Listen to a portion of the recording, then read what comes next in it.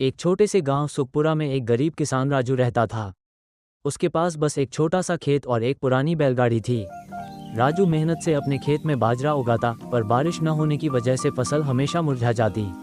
एक बार तो हालत इतनी खराब हो गई कि उसकी पत्नी और दो बच्चों को 2 वक्त की रोटी भी नसीब नहीं होती थी। एक दिन जब राजू निराश होकर जंगल में लकड़ियां बीन रहा था, तो उसे एक साधु मिले। साधु ने पूछा, बेटा इतने उदास क्यों हो? राजू ने अपनी कहानी सुनाई। साधु मुस्कुराए और उन्होंने उसे एक चमकदार बीज दिया। इसे अपने खेत के बीचों बीच बो देना, पर याद रखना इसकी देखभाल ईमानदारी से करना। राजू ने वैसा ही किया।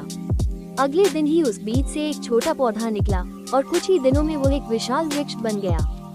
हैरानी की बात ये थी कि उस पेड़ पर सोने के से चमकते फल लगे थे। राजू ने एक फल तोड़ा और देखा, वो असली सोना था। उसने सोचा, अब मेरे बच्चों को कभी भूखा नहीं सोना पड़ेगा।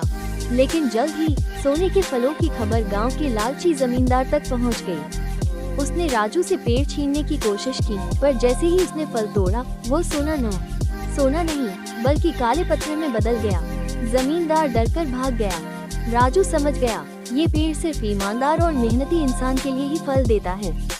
उसने पेड़ को काट दिया और सोने के फल गांव के सभी गरीबों में बांट दिए। अगले दिन चमत्कार हुआ, बारिश होने लगी। राजू के खेत में हरी भरी फसल लहलहा उठी। अब सुखपुरा का हर किसान खुशहाल था। तारांकन लालच बुरी बला है और मेहनत व ईमानदारी हमेशा सफलता दिलाती है।